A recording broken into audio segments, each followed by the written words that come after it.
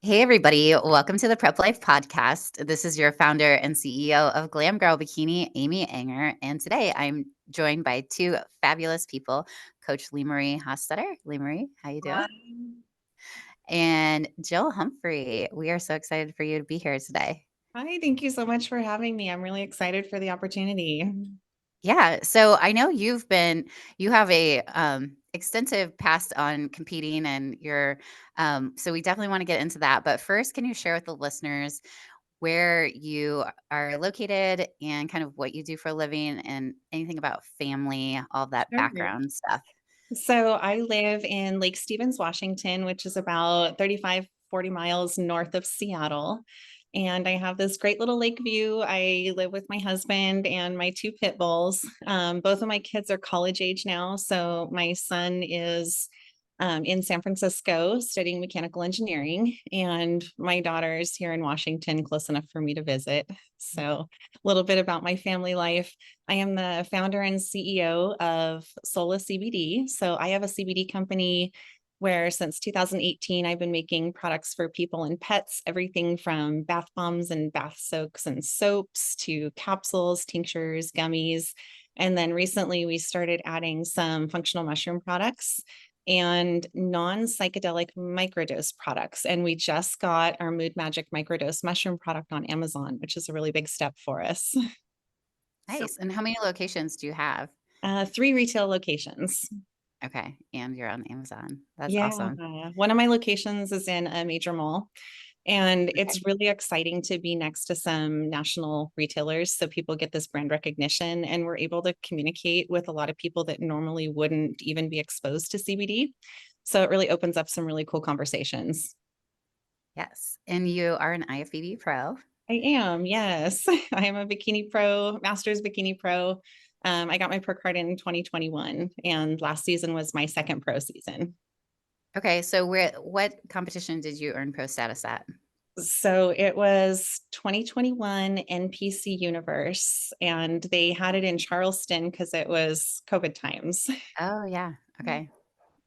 Very good. And Yeah, that's a neat town. It's such a right, cool city, I I guess I went should back say. this last year for Clash, and it's just one of those cities that now has a special place in my heart. 100%. Lee, did you have a question that you wanted to ask Jill? Yeah. So when you earned your pro card, what would you say? Do you think you would say it was just time, or do you think there was something different about that prep or that show day? And did you know beforehand, like, this is the day I'm going to get my pro card?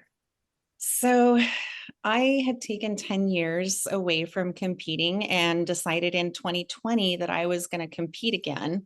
And I was chasing regional shows all year, and the restrictions were really strict in my state. So I had started prep in January for an April show, and that got canceled and moved out. So I had just kind of chased shows, hoping to get back to where I left off in 2010, which was my first year in bikini. Before that, I had done figure.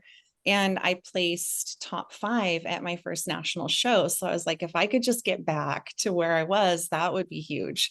So I ended up finally finding a show the end of October, and I won both of my master's classes, the master's overall, and then first in my height class for open. And then about 2 months later, went down to Arizona for what was that? USA's and Masters USA's. They had it all combined together in I was Arizona there. that year, right?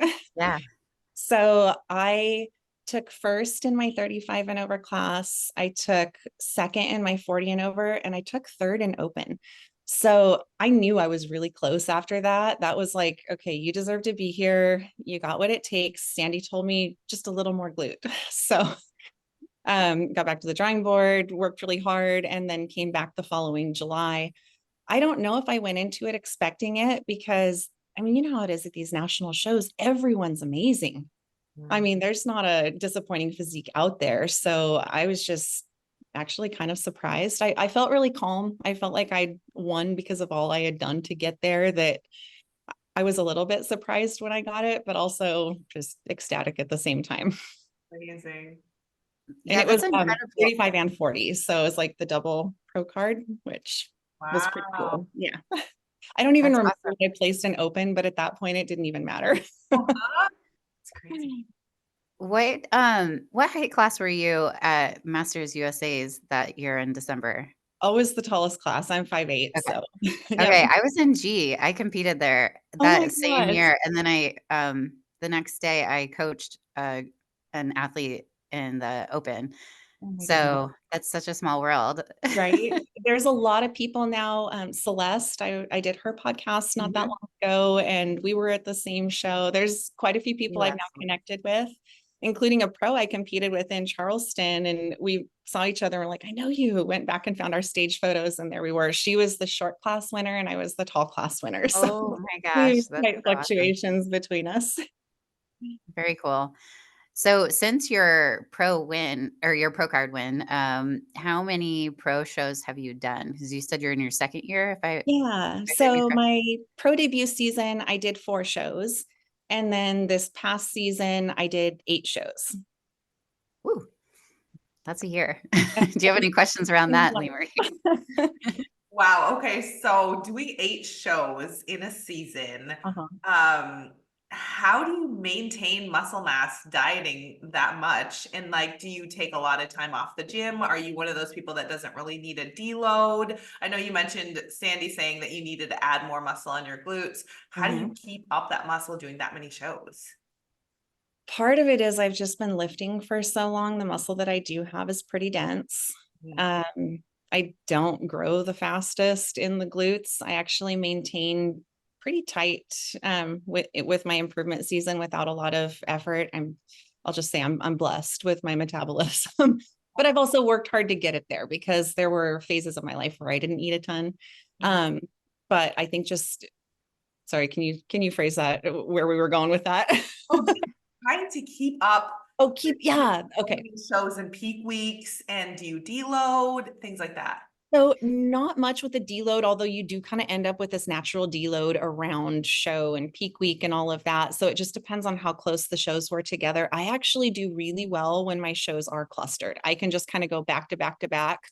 I'm a very high energy person. I love festivals and raving, and I'm the one dancing at the last song, still going. My friends call me the Energizer Bunny. So when I get to competing, I have that same type of energy and intensity. I finish a show and I'm like, what's next? One more show, one more show. I love being on stage. I love the energy and the vibe of backstage and show day.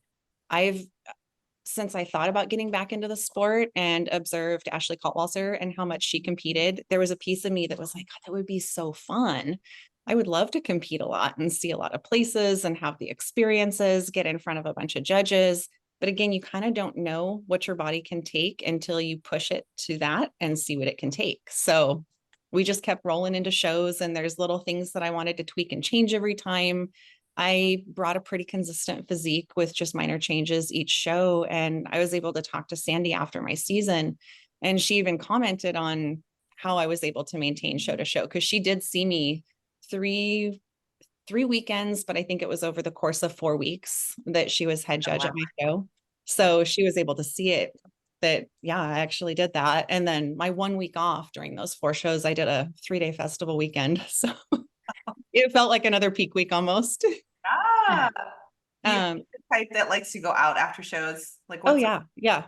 And I don't skip that. In fact, in Charleston, knowing that we were driving from Charleston to Pittsburgh for Masters Worlds, and you could just feel when the metabolism is revving and you're kind of leaning out. I now have a travel scale. I didn't then, but we're starting to see striations. Coach had a close eye on me.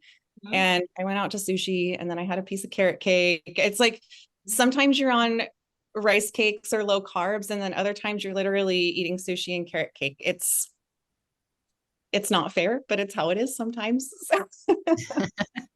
Oh, So I heard you say that you had basically 4 shows within almost like a month of each other. Yeah. So were those other 4 clustered near so were all 8, I guess, in other words, were they kind of in the same like season of the year, or did you have like some 4 in the spring and then 4 in the fall, or how did that work? My first show was the first or second weekend in July at Vancouver. And Okay. then not even a week later, I was at Chicago.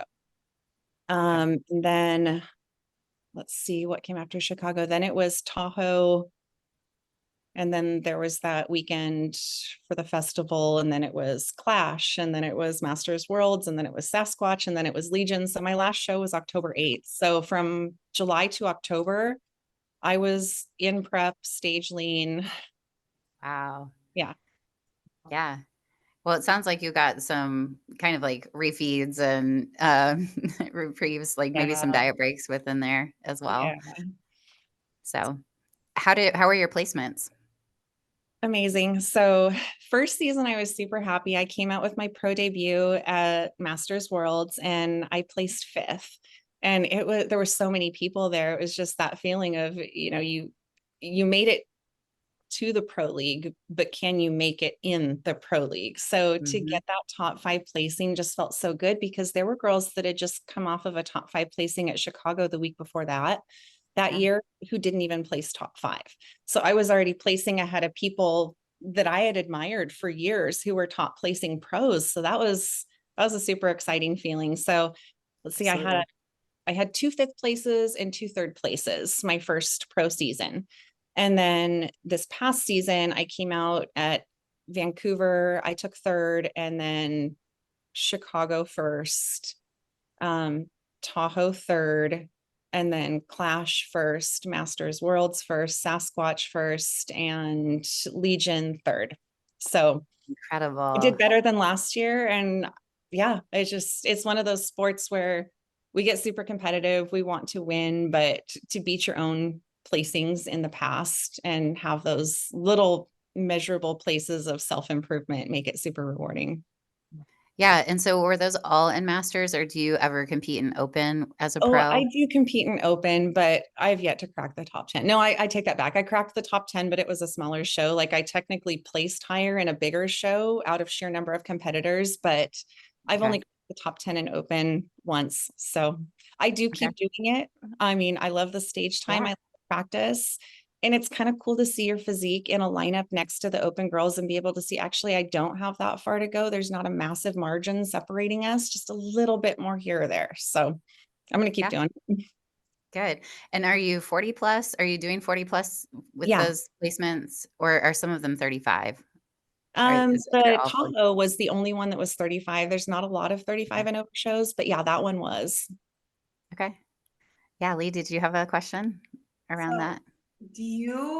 I'm really interested about your company and all that. Do you use those products to help you with prep, or is that kind of just a separate thing because you're such an entrepreneur that you just do that separately? Or does that, like, do you use those products for prep? Is that for bikini Oh competitors? yeah, they help me with prep, and then the clients that I coach, because my coach and I have a coaching business as well. And I do the women's programming and posing and nutrition. And there's certain times where they'll be talking to me about things. And I'm like, okay, I have to cross promote here because I really think you'd benefit from this. But I use it as a daily supplement for myself, for sleep, especially. We know that sleep and recovery is so important. And the deeper we get into prep, the harder it can be to maintain those sleep schedules. So I have a little sleep regimen. In fact, at the women's workshop, I gave a little sample of a topical and then my deep sleep capsules to everyone so they could try them, because like sometimes you can explain it to someone, but they're like, yeah, I've tried sleep supplements. This really, really works. So I use that. I use actually my bath bombs when I get really high on my cardio. I do a lot of Epsom salt baths, but I do one of the CBD bath bombs in it too.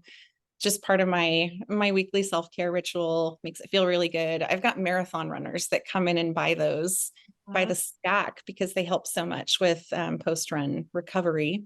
Yeah. And one of my capsules has berberine in it, and berberine is known to be a natural glucose disposal agent and helps maintain healthy blood sugar levels. So I like that one too. Plus, it has some benefit on metabolism. Plus, I just feel like the CBD in general keeps my mood a little more stable. And you know how it is. We have good days, we have bad days. So maybe we can kind of balance those out is awesome. Yeah, for sure, definitely. Yeah, I tried the balm, on some of my sore muscles, one night, and it felt really good. Yeah. I've yet to try the capsules from the women's workshop, but I'm excited. I'm kind of saving them towards, Yes. Same like, for when you once need I them, get deep right? into prep when I'm, you know, hungry and sleep So becomes a little bit more difficult. I'll get kind of bound up in my shoulders. And my husband used to be a professional pitcher for baseball. And he Oh, really understands all the muscles in the shoulders and the joints and everything. So he'll get in there and really dig around with the CBD. So once every other week or so, I'll ask him to work on my shoulders and then trade off and give him a good back massage with the stuff too. So it's good. That's who so did he play for and how did you guys meet? So he played for Tampa Bay. Okay. Yeah, he got picked up right out of college. He moved around a lot, different schools for college. We met at a bowling alley on a double date. We were both dating other people. I And love we'd end up at the same parties, and we actually weren't really big drinkers or into whatever else was going on at the party. So I found myself just sitting out on the patio with him having these more business conversations. And he was going through some legal stuff. And I was working with some attorneys at the time and gave him an attorney's number that I thought he should contact to help him with his case that he was working on. And that's how he got my number in his phone. And then it was just random here. And, I thought he was cute, but I was dating someone else. So it was like, yeah, we should do coffee sometime. And it never happened. And then he reached out when I was out of that relationship, and my life was honestly such a mess at the time. I was like, he asked how it was going. And I said, honestly, it's not great. And I just listed out all this stuff. I'm like, that ought to scare him away. And instead he said, it sounds like you could use a friend. Do you want to grab a Aw. drink? Oh my So gosh, that we were like supposed to meet for my coffee. heart. We had talked for a few weeks before like actually meeting up for a date, and throughout conversation he had figured out what my kids' favorite candies were. So he showed up with a single red rose for me and then my kids' favorite candies. And Oh as a man. mom, it was really important I'm a package deal. It's me and my kids. It wasn't just Yeah. me. So he made it very clear from jump that he understood this was a package Wow. deal. So he goes, I know we were supposed to do coffee, but I think you could use something a little stronger than coffee. So we went to the sports bar and grabbed a drink, and yeah, just kind of unfolded from there. We were engaged for 3 years before getting married. We started dating in 2010, married in 2012, and then married in 2016. Okay. Okay. Did you have a question around that, or Lee Marie, or did you have anything for her? not around that. I do have Okay. another prep question. Yes. Do you practice flexible dieting during prep? Do you follow a meal plan? Have you done both? What do you prefer? And what do you think? I mean, you're a coach as well. You mentioned you do programs like training Yep. programs, but like, what do you recommend for your athletes too? So I try to do macros whenever possible. Some people just don't like to think about the food and they say, please give me a meal plan so I can just stick to this. But even for my people that follow macros, I recommend setting yourself a weekly meal plan. It just allows you to shop and meal prep and all of that, but it allows you the ability to rotate out different ingredients. So we're getting a diverse balance of micronutrients as much as possible, especially as our macros get lower. um Past history with dieting, and I mean I came from runway modeling before I ever started competing, so it was like, how skinny can you get? At 5'8", my very first ever figure competition, I was 121 pounds. Oh, wow. So Sounds I like my was first figure. I was very small. I mean, I grew up getting picked on, called beanpole and toothpick and all the funny names for being too skinny. um but then it was celebrated in the fashion world. And it was also an era where being super skinny was in. Mhm. So it's just been this mind shift throughout the years to learn how to properly feel my body. I was almost diagnosed with a double autoimmune disorder in 2018. And before going in and receiving that diagnosis, because I don't believe in speaking those kind of words over us, I saw a naturopath and got some blood work done and did a bunch of food sensitivity testing, went on the autoimmune protocol diet, which hands down hardest diet you will ever try to follow. Like after doing that, and I did a 72-hour prolonged fast. So between those, prep diet's nothing. So with every one of my clients, we do food sensitivity testing, and then we do a 30-day elimination process. And then we add back in the things that they're like, I really don't want to live without this, and then see if they can still tolerate it. So within a person's food sensitivities and within my food sensitivities, I feel like there can be so many restrictions that having a little more variety and flexibility with a meal plan is truly healthy long term. Because when we look at it, our competing journey is a very small portion of our lives. And in the past, the way that we dieted and prepped in the industry gave a really bad name for wrecking people's metabolisms and causing negative relationships with food. And then the big swings from, packing on a bunch of weight post show, and then the body image issues that come into play with that. And, learning to eat healthy year round with foods that fuel your body, but just increasing the quantity, but never really going off the rails. Just more of that type of approach works for me. And I have a macro range. Like it's not like your calories are this per day, your protein's this. I have this little bit of a range, there's a 10% variance. We're not going to be perfect every day. And even if we are down to the gram, like certain pieces of chicken have a different calorie content. So even if we're thinking we're being super precise, we're probably not. Mhm. Yeah, So it's so true. It's so true. Is there any like prep hacks that you've come up with to make certain things that you're craving fit your macros? 100%. I got a pan of them sitting on the stove right now. So I have this recipe for macro brownies. I've posted on my IG a few times, and almost every day of the week during prep, and then obviously improvement season, there's more flexibility, so I don't find myself craving them as much. But I make brownies. I love chocolate. So I use yam and oat flour and chocolate protein powder and cacao powder, almond milk, baking soda, baking powder, and then some peanut butter powder. So like I kind of know my recipe. If I have the macros for it, I'll make a little frosting out of that flavored peanut butter powder. Can't remember the brand, but they've got some really yummy flavors, and do a little frosting on it. But for me, it keeps me sane. It allows me to stick to my diet. I feel like I'm having dessert. Between that and the Ninja Creamy, that was a game changer for me last season. I can have ice cream. We I are love Yeah. my Ninja Creamy. big fans of the Ninja Yep. Creamy. Yeah. We were Yep. just talking about our level 1 ice cream sandwich, how creamy it gets in the Ninja Creamy. It's like Yeah. the one protein powder that gets so rich and thick. It's so good. I love Right. it. So What's your favorite Ninja Creamy concoction? So I have to do vegan protein because dairy is one of my Oh, okay. sensitivities, Okay. especially whey. So I use a Sun Warrior or Ghost vegan. Um, Okay. and I found this stevia sweetened vegan, like Jello pudding powder. It's Oh, keto friendly. So better macros than the sugar-free Jello that you're going to find in the stores. So always adding a couple tablespoons of that dry pudding powder to whatever I'm making makes a big difference. does it So give it a good texture, like it's a a total good texture thing. consistency? Mhm. When you're doing the vegan protein, like it'll work without it, but it's just much better with it. I And feel then, like when I do vegan, it's almost like it gets pebbly or like kind of like a hard consistency. I don't know. Maybe it's what I'm mixing it with because I just mix it yeah, with water. But it could, yeah, that's probably it. You got to mix it with yeah. almond milk. Like I will, Okay. my non-negotiables, I keep my coffee creamer. Like I use the Nut Pods sugar-free flavored coffee creamers, but I will keep them even on show day. Like don't cut those out for me. I have No this worries. flavored collagen powder. Don't take it out. Like if I have to do 10 minutes of extra cardio, I'd rather do that than take away my coffee happiness.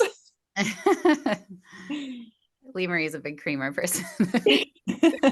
I just can't do straight black coffee. I don't mind Yeah. some black coffee if it's good, but my creamer in my coffee is amazing. Yeah. Actually, a huge hack for me is the First Form has a chocolate stevia sweetened chocolate sea salt magnesium powder Okay. that I love using, and magnesium does not put me to sleep. So sometimes I will use that like in prep. I'll use the scoop in my coffee. I'll just drink it in the morning. Sometimes Yeah. my sister will take it right before bed. It knocks her out. For me, it tastes amazing, but it's Yeah. calorie. So I'll put Such that. a good hack.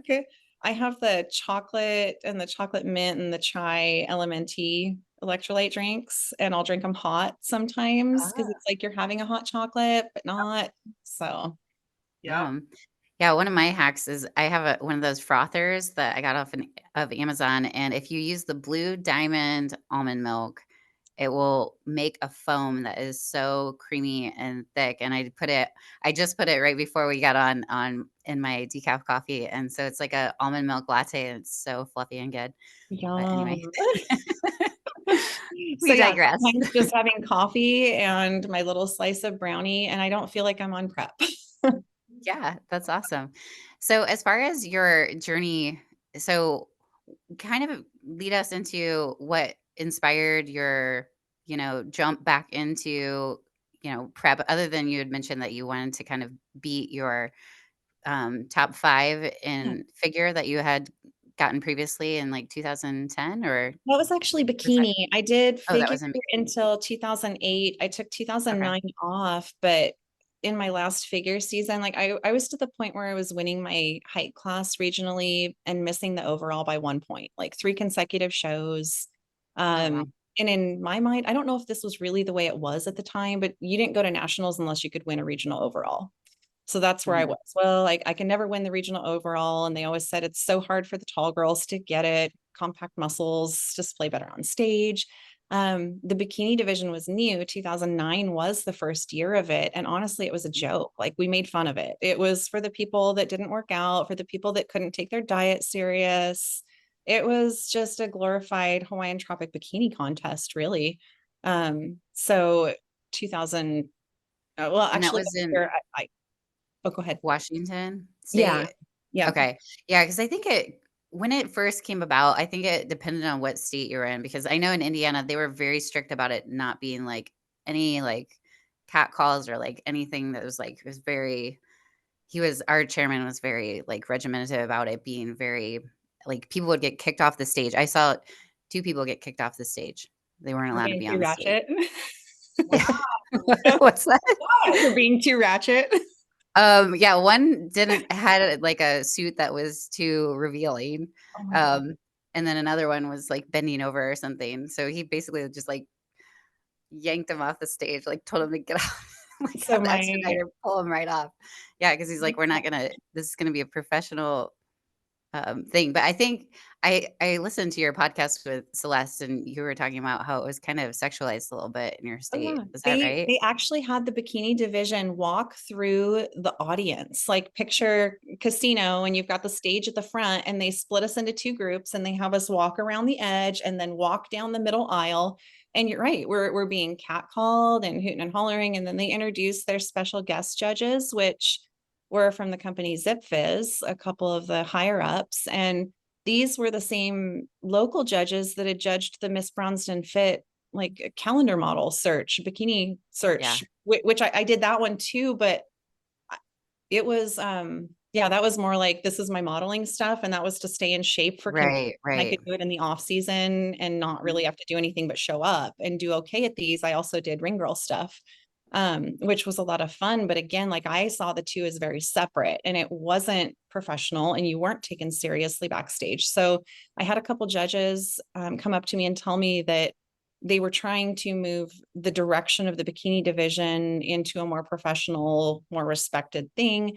And it was actually created for girls who had a structure like mine, where it was hard to pack around a lot of muscle, but you still had shape. And they explained it a little more. So I was like, okay, I think I can do that. So came back in 2010 and it was fun. It was what it was, but I didn't really know where to go from there. And I was just Yeah. burned out and done at the time. So I thought, yeah, maybe I'll come back and do masters someday. But I didn't see a path forward for me or really a reason to continue competing at that time.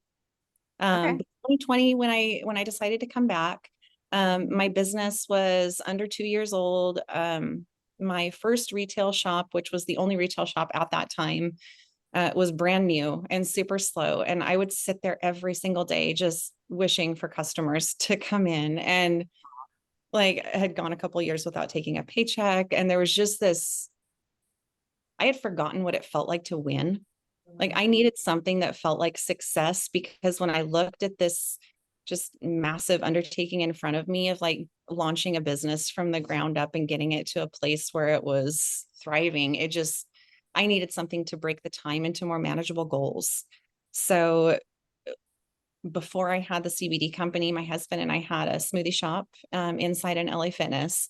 And when I was there, people heard that I used to compete. So they would come up and tell me what their macros were, and I could create a custom smoothie for them. A couple of girls had me rework their diets because they were experiencing a lot of digestive discomfort and bloating, and they were competing. So just kind of the buzz spread, and I started communicating with competitors, helping a couple of people with their diet. I set up a booth at a local bodybuilding show where I was selling supplements or whatever. And it was the first time I had been to a show since leaving in 2010.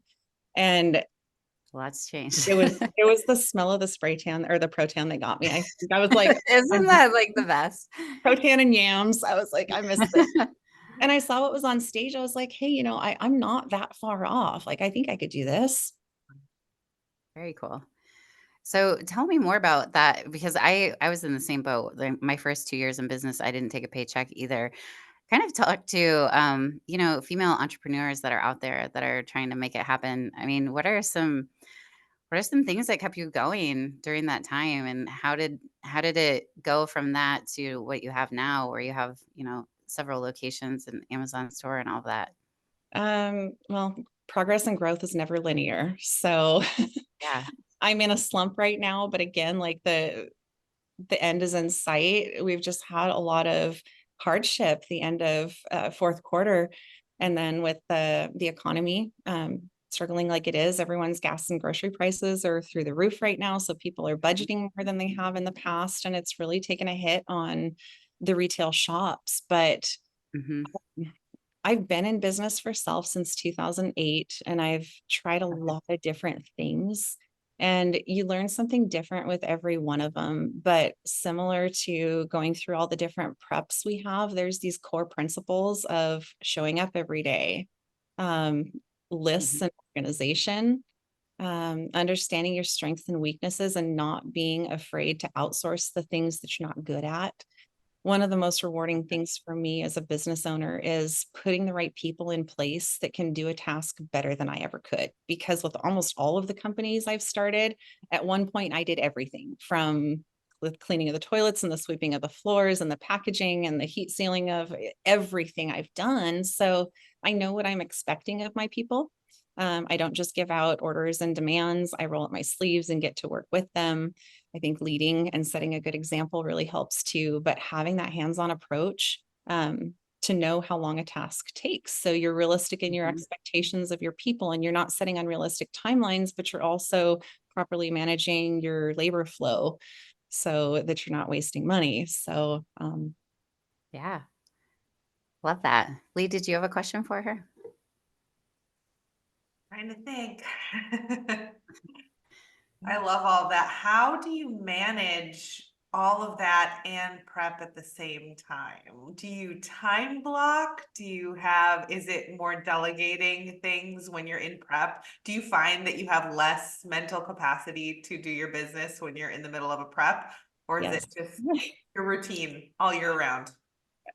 A lot of it's routine year round, but there's definitely a balance shift in the brain space that is taken up when you're in prep. And the closer you get to a show, the more distracted you are. So I try to just plan a lot in advance. Like right now, I'm going through and planning all the social media content for a few months in advance.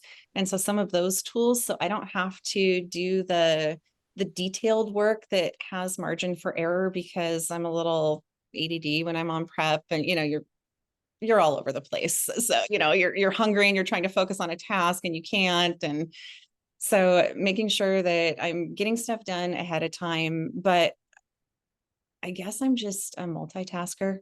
I function that way pretty well. I always seem to have a lot going, so some of it just kind of feels natural. Totally. So when are your next plans for when's your next run of it? So I had the idea that I really wanted to do Emerald Cup, because Emerald Cup, our biggest regional show, just announced a Masters Pro Bikini division this year. But the show is at the end of April, and it's just hard for me after coming off of such a long season last year. I just don't think I've had enough time. So I said I was going to do the show, thought I was going to, and then about 4 weeks ago, I was like, no, you're not going to be up there with an undeniably different package if you prep right now. Plus, I did spend so much time and energy focused on competing. You know, you kind of get on this roll and on this run, and you have to see it through. It's what you wanted to do. It's best possible case scenario, but now you've got this momentum and you're pouring your focus into it. But once the season ended, it was like instant flip, focus on the business, because Q4 with the mall shop is the busiest, and being present for the holiday season and decorating, and then family and my business needs me. And having this little bit of break and flexibility to where we had plans on Sunday and I didn't meal prep, I can kind of wing it this week and it's not the end of the world. That flexibility and freedom is really good. And then just giving my body more time to rest and recover. So last year was my first year going on the bioidentical hormone replacement. Couldn't figure out why I wasn't recovering. And like, I knew that it was normal to be sore because I trained my glutes all the time, but it was like I would sit in the car for 5 minutes and I was just almost in tears. I was aching so bad. So got my hormones checked and I had no estrogen, no progesterone, no testosterone, like super low on all of them. And my FSH was through the roof. So started working. I did pelleting twice, but didn't like it because it's not stable as far as hormones for me. So I've kind of been working with my doctor ever since to find that perfect balance. So looking at my latest labs, I'm like, I can look at those labs and say, if I was like put on my coaching hat, I probably wouldn't tell my client to compete if they had as much on their plate as I have right now. And we're dealing with the stress loads and just weren't mentally in that place where they're like, boom, I want to prep. Like I know myself mentally well enough to say when I'm ready to prep, I'm ready to flip that switch and go hard. And I'm just not there. And I feel at peace about that too. So I have plans to get an in-body scan tomorrow. Actually, I hopped on the scale today for the 4th time since finishing competing in October. So I have a tendency to get scale bound. So one of the things that really helps me in improvement season is less tracking. Doesn't work for everyone, but for the way that I'm wired and maintaining a tight weight like I do, it works really well for me. So was the prognosis good? Yeah, As far yeah. as I was like, oh, okay, we're good.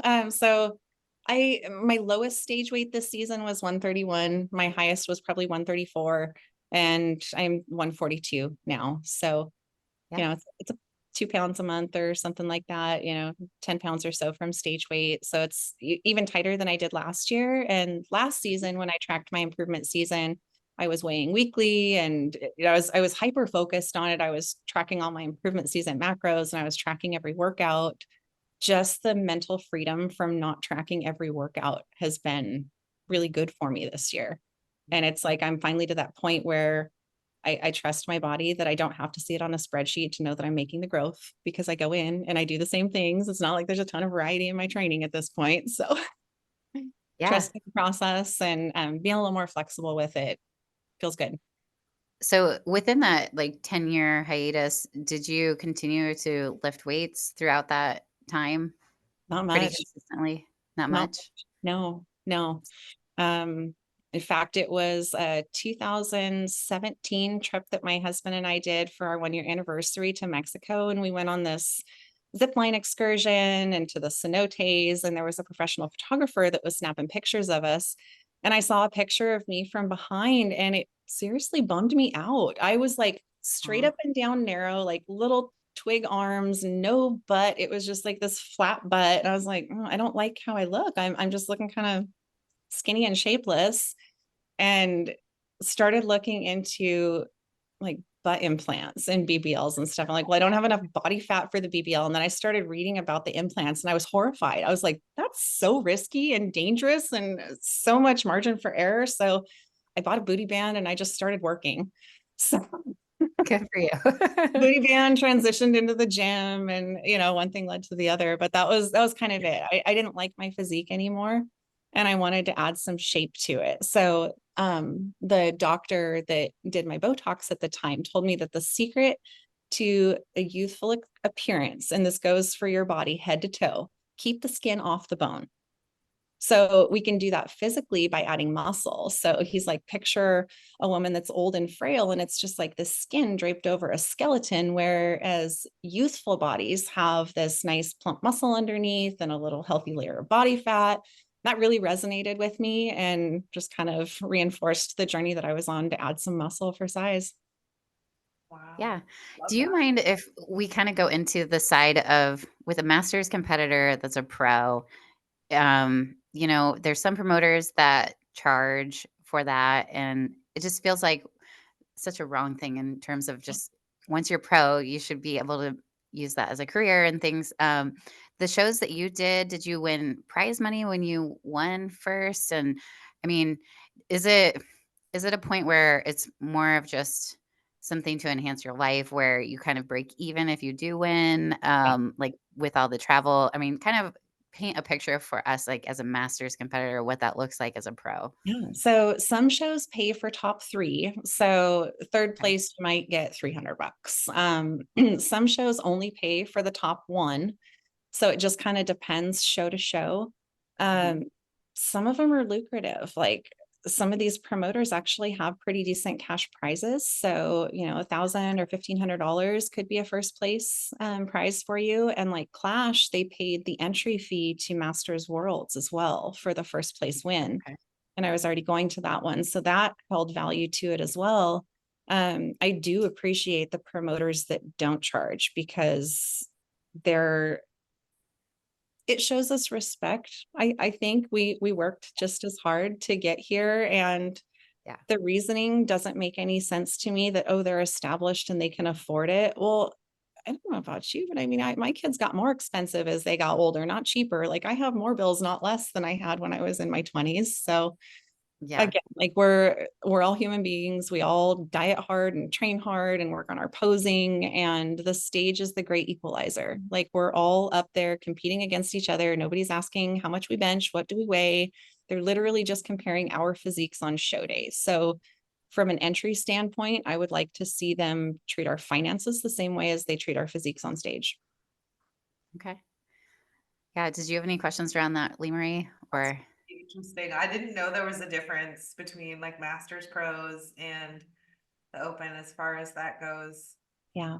So I mean, it's nice to make some money, and I'll look at it like, okay, well, that covered my entry fee and then a little bit of something else, or at Mhm. least sometimes it's you make the money and then okay, now I'm going to go buy the ticket to go to the next show. So there's also that little bit of temptation, like I wasn't counting on this money and now I have it, and so why not just keep it rolling. yeah. Yeah. But What I was actually got this tip from someone that Celeste interviewed who was a CPA. And as a pro, you have a lot of write-offs. So track all of your expenses, keep spreadsheets, save your receipts, and it does help come tax time. And I just think it looks better. I've got the winnings that I'm claiming and then the expenses too. So of course the expenses far outweigh the winnings. It's not like we're making money as a pro competitor, masters pro by any means. Yeah. Yeah, that's very interesting. I didn't even think about it as that you could do that as a separate business. Is it counted as a business entity, or do you have to have an LLC established for that to You don't. It would just be Okay. like if someone was a pro golfer, Okay. they might write off Yeah. their travel to the different golf tournaments and their special golf shoes or clubs or whatever. Maybe Yeah. they would write off their training because they're also getting income. So if you're claiming an income, you can also claim an expense, but those are just personal expenses because it's you, the individual. And then the promotion company sends out a 1099 at the end of the year where they'll give you your earnings statements. Then you turn those Oh, into, okay. and it's under your own social. Okay, so it's a 1099. Okay, that Yep. makes sense. Yep. Got it. Okay. Well, are there any tips that you have for people that, I mean, coming back into the sport after, taking some time off, what are the key things that they would need to remember in making that happen? Change doesn't happen overnight. I mean, just because I came back in 2020 doesn't mean I wasn't literally working on my glutes since 2017. So just having a realistic expectation of the outcome you want based on the amount of time, energy, and input you're willing to give it. So sometimes you'll talk to someone who's thinking about getting into the sport, and they have this unrealistic expectation of what they're going to be able to eat or drink and still achieve their stage physique, or how much time they're going to have to invest in the gym and to their cardio. Um, the financial commitment of doing shows and everything else that goes with it. Mhm. There's a lot of components. So I think we can kind of romanticize this idea of getting on stage. Um, but when you get off stage, you're still the same person with the same problems that you had when you went into prep. So if you're looking for competing to fix your problems, it won't. It's probably just going to shine a light on them a little more. So my biggest advice would just be to use the prep and use the sport and allow it to spill into all of the other areas of your life. Like, we have to be super organized as competitors, with our meal timing and our nutrition and our training and our sleep and our supplements. We can apply those same organizational components to everything else we do in life, and it can just make us a better, more well-rounded person. Absolutely. Lee, did you have any other questions that you wanted to ask Jill? I don't think so. Is there any advice you would want to give to our listeners listening in, as far as living the prep life year round, or being a mom and an entrepreneur and living the prep life? Any really great tips that you would give them? Well, first of all, you're a super strong person for even attempting it, because there's a lot of people that look at you like, you're crazy. How are you going to do all that? Um, but I think we're in an era where it's okay for women to take up space and to chase hobbies, goals, and dreams, and to just be unapologetically ourselves. So, to the outside person looking in, this is a very egocentric, self-centered, I'm seeking attention kind of sport. When in reality, when you dig down to people's why, that's usually not even top 10 on their list of why they're competing.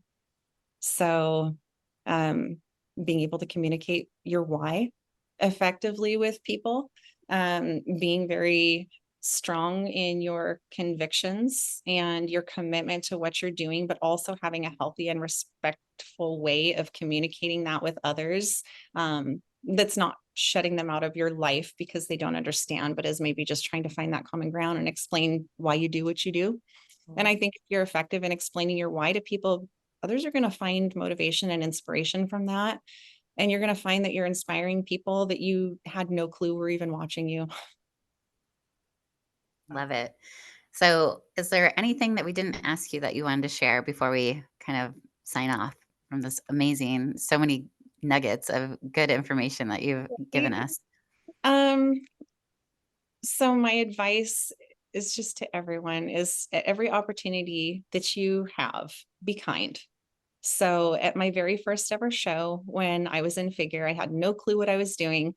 And I showed up with my cute little duffel bag and my pink suede coat and my jeans and my pink suede high heels over my spray tan. And I'm like looking at everyone walking in their black soft button up. I mean, at that time, Kim Odo's team was Odo's Angels. And like this troop of women, like stunning women, comes all walking in with these tackle boxes full of makeup and all these glittery suits. And I felt so out of my element. I was ready to turn and bolt. And this woman came up to me. I wish I knew her name, but she said a few nice things to me, noticed that my suit was really plain, told me that she had a spare suit and asked me if I'd like to borrow it. And Aw, honestly, it was probably that one act of kindness that kept me from leaving that day and made me stick to the sport. aw, Helped me overcome an eating disorder by sticking with the sport, where I probably would have gone back to unhealthy eating habits before that. So you never know what impact your kindness will have on others. So be that light to others backstage. You know, if you see someone who has a hair out of place or a tag, like, be the person that helps them. Like, we're competing against each other out there, but we're a very small percentage of elite people, and we can make an impact on people's lives just by showing more kindness. that's amazing. Oh my gosh. I'm like, I can't hardly see the screen because my eyes are filled with tears. Um, I love that. I mean, we kind of talk about being unicorn, our mascot's a unicorn. And so that's like the epitome of the unicorn story right Yeah. there. I love that. Um, Don't know who Yeah. she is, So but I want to be that person. So, there's yes, individuals like Janine Priest that was kind of that for me she's at my amazing. first Masters Pro Show.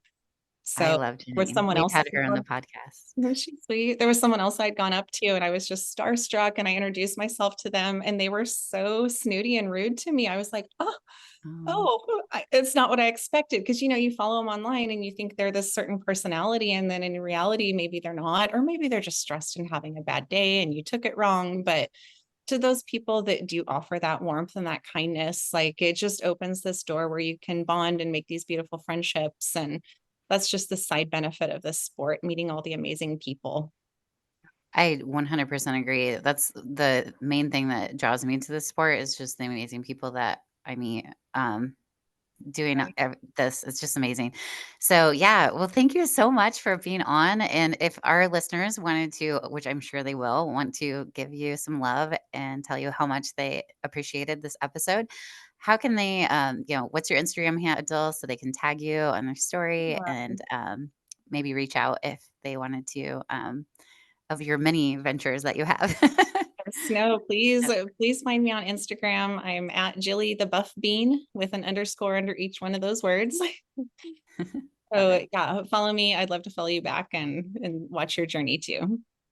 Awesome. And you can find us on Prep Life on Instagram at Prep Life Podcast or at Glam Girl Bikini. And so we always just really appreciate it. We try to keep this podcast ad free. So if you can, send a rating or review and let us know what you thought of the episode, we would sure appreciate it because then other people that are interested in the same topics can find it.